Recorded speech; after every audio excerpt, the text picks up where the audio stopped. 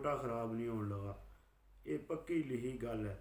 तो इस गल्ले वीडियो के भराओ छोटे छोटे पॉइंट होंगे ने, छोटिया छोटिया चीज़ां होंदियां ने बंदे। अस्सलामुअलैकुम दोस्तों, वीडियो के भराओ की हाल है? ठीक हो से? ठीक है, उम्मीद है सब लोग ठीक होवोगे। तो मैं एक दफ़ा फिर आ गया नवे व्लॉग दे विच तुहाडे नाल शानी 99 चैनल तो, तुहाडे अपने चैनल शानी 99 तो।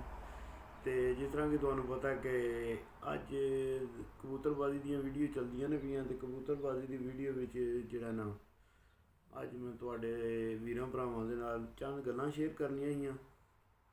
तो कोशिश यही होंदी है कि नवे तो नवा पॉइंट जिस तरह तुहानू दस्सिया जांदा है उस तरह अज भी कोई नवी गल दसी जाए। तो जिस तरह तुहानू पता है कि नाल नाल मैं तस्वीरां लाई जाना, तो तस्वीर दे विच तुसीं देख सकते हो कि मैं जिहड़ा ना कोशिश ये की है कि नाल जिहड़ा ना मैं तीर भी ला सकां, जिहदे नाल ये होवेगा कि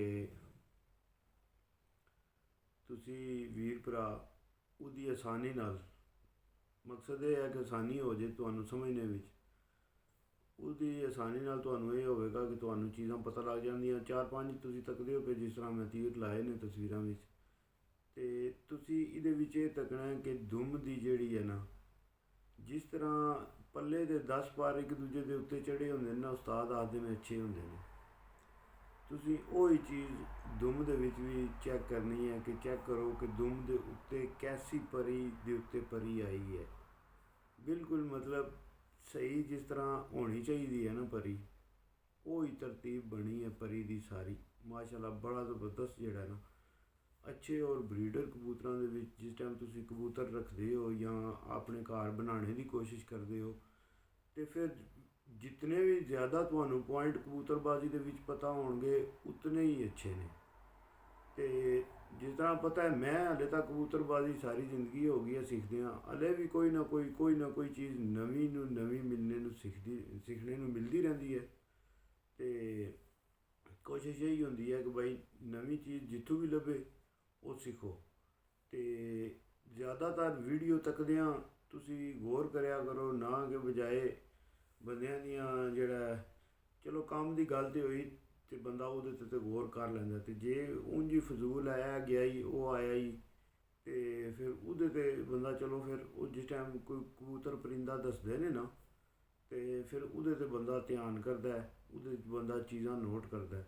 तो मैं भी इस तरह तुहाडे सामने कोई चीज़ां हले तो मैं कबूतरबाजी दे विच नहीं, मगर फिर भी जिहड़ा ना वो शौक जिहड़ा ना वो शौक तो आखदा भाई चलो बंदा कोई ना कोई चीज़ बंदा अटैच रहिंदा। जिस बंदे नू शौक होवे ना वो बंदा लाजमी उस चीज़ के नाल अटैच रहिंदा। तो कल मैं वीडियो बनाई ही उस्ताद दा दोस्त उस्ताद जिहड़ा ना उहदे नाल प्यार मुहब्बत कैसा होना चाहिए।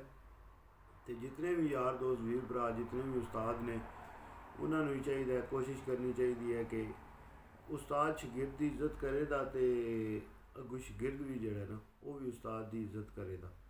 तो इस गल्ले नाल फिर उहदे तो बाद जिहड़ी एक होर चीज़ मैं तुहाडे नाल शेयर करनी ही अज कबूतरां दे बारे विच। चलो ये उस्तादां शगिर्दां दियां तो गप्पां चलदियां ही रहिंदियां ना, ये विच वकूए चलते ही रहन ते सुनाते रवां, ते क्योंकि ये नॉर्मल है होंदा है। तो उहदे तो बाद अज ना मैं तुहानू एक होर चीज़ दसनी ही, वो ये कि दुम दा तो मैं तुहानू दस छड़िया कि दुम दी जिहड़ी कोल है और उहदी परी जिहड़ी है वो किस तरह होनी चाहिए है। तो फिर उहदे तो बाद जिहड़ा ना दुम दा साइडां वाले दोए जिहड़े पर ने, जिधरों पर शुरू होंदा पहली कली, दोवां साइडां दी पहली कली जिहड़ी है ना वो दुम तो छोटी होनी चाहिए है। ये भी अच्छे कबूतर की निशानी है।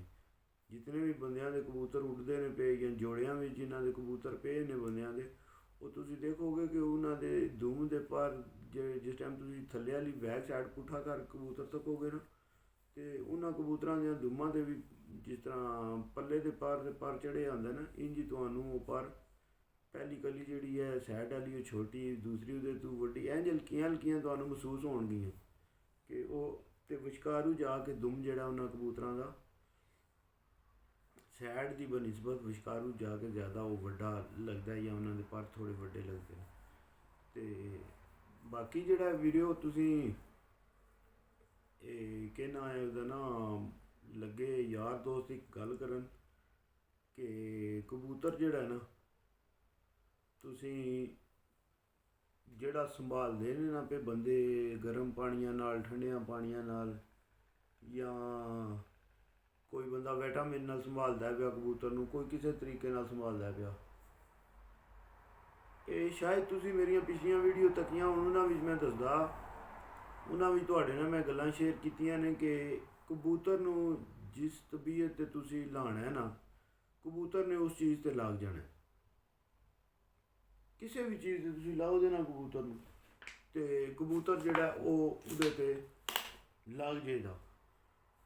ਠੀਕ ਹੈ, ਉਹ ਭਾਵੇਂ ਤੁਸੀਂ ਸਾਦੇ ਪਾਣੀ 'ਤੇ ਲਾ ਲਓ ਕਬੂਤਰ ਨੂੰ, ਅਤੇ ਭਾਵੇਂ ਜਿਹੜਾ ਨਾ ਤੁਸੀਂ ਉਹਨੂੰ ਲਾ ਲਓ ਮੈਡੀਸਨ 'ਤੇ ਜਾਂ ਉਹਨੂੰ ਲਾ ਲਓ ਵਿਟਾਮਿਨ 'ਤੇ ਮਾਦਰ।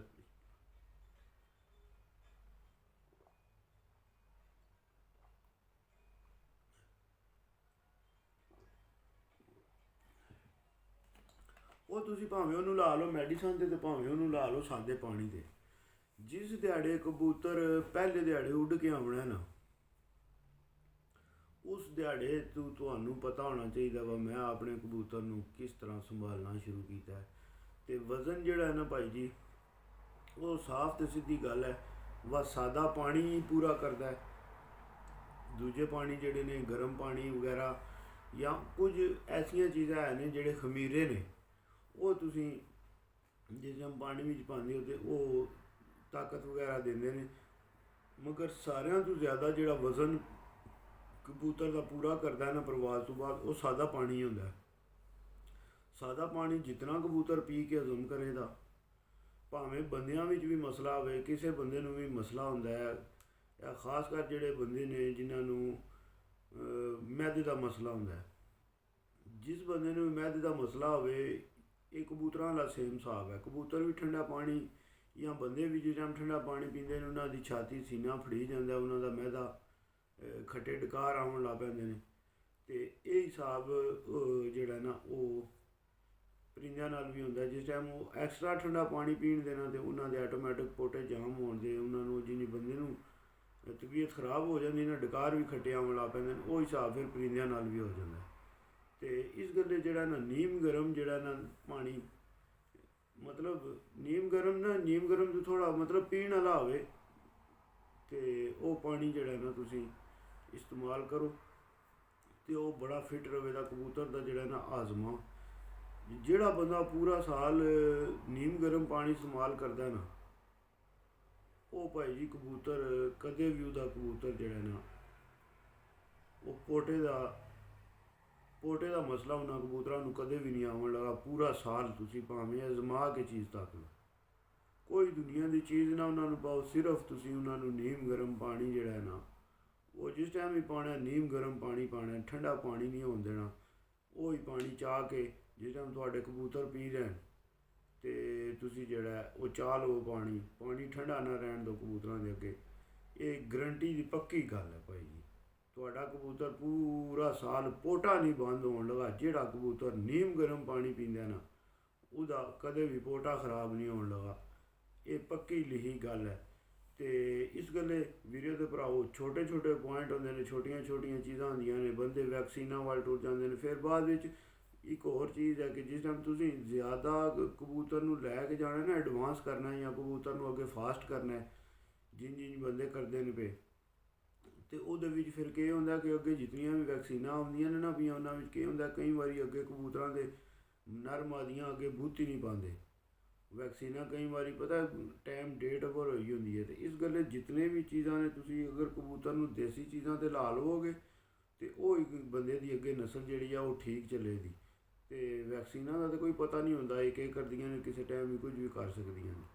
ਬਾਕੀ ਠੀਕ ਹੈ, ਸਾਰੇ ਬੰਦੇ ਇਸਤੇਮਾਲ ਕਰਦੇ ਨੇ ਪਏ, ਬੜੇ ਵੱਡੇ ਉਸਤਾਦ ਇਸਤੇਮਾਲ ਕਰਦੇ ਨੇ ਪਏ, ਮਗਰ ਇਹਦੇ ਸਾਈਡ ਇਫੈਕਟ ਵੀ ਜਿਹੜੇ ਨੇ ਉਹ ਵੀ ਸਾਰਿਆਂ ਨੂੰ ਦੱਸਣੇ ਚਾਹੀਦੇ ਨੇ, ਬਾਈ ਇਹ ਵੀ ਇਫੈਕਟ ਵੀ ਕਰਦੀ ਹੈ ਪਈ। ਅਤੇ ਚਲੋ ਠੀਕ ਹੈ ਵੀਡੀਓ, ਅਗਰ ਤੁਹਾਨੂੰ ਵੀਡੀਓ अच्छी लगे तो लाइक शेयर ज़रूर करना है। फ़ी मान अल्लाह, पाकिस्तान जिंदाबाद, यार सलामत है, सोबत बाकी।